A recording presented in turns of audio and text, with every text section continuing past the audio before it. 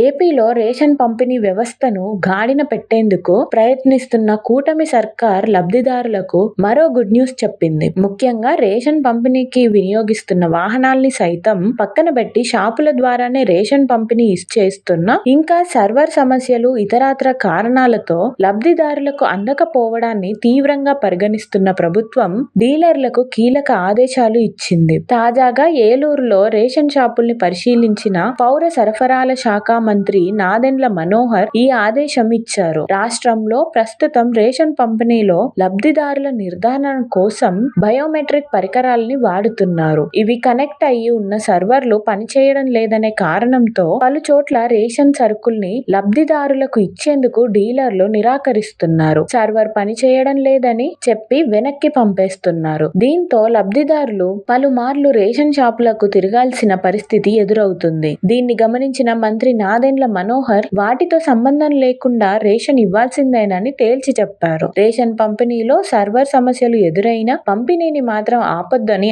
ఆయన డీలర్లకు ఆదేశాలు ఇచ్చారు. దీనికి ప్రత్యామ్నాయంగా లబ్ధిదారుడి ఫోటో తీసుకొని సంతకం చేయించుకొని రేషన్ ఇచ్చి పంపాలని ఆదేశించారు. అంతేకాని రేషన్ ఆపేందుకు మాత్రం వీల్లేదన్నారు. దీంతో ఇకపై సర్వర్ సమస్యలతో సంబంధం లేకుండా రేషన్ పంపిణీ చేసేందుకు మార్గం సుగమం కానుంది. ఇప్పటికే డీలర్లు తమ పరిధిలోని రేషన్ లబ్ధిదారుల డేటాను నిర్వహిస్తున్నారు. వారి వివరాలతో వాట్సాప్ గ్రూపులు ఏర్పాటు చేస్తున్నారు. వీటి ద్వారా రేషన్ పంపిణీని